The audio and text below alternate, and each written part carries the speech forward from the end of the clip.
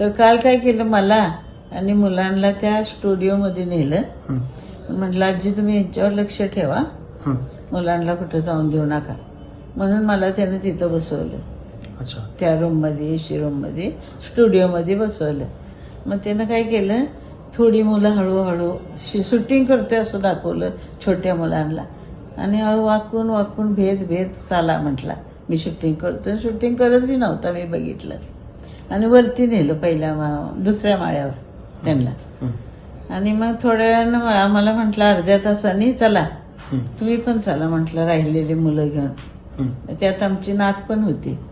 मग आम्ही सगळे गेलो वर. चला बोलल्यावर गेलो. शूटिंग वर चालू आहे म्हटलं चला. तो काळा होता ना, तो पण सामील आहे, नुसता रोहितच नाही, सगळी टीम त्यात सामील आहे. ती काल कळालं आम्हाला. मग त्या आम्हाला नेलं ना पहिल्या माळ्यावर. त्या रूम मध्ये त्यांच्या एक टीम मधली मुलगी होती, प्रियांका तिचं नाव.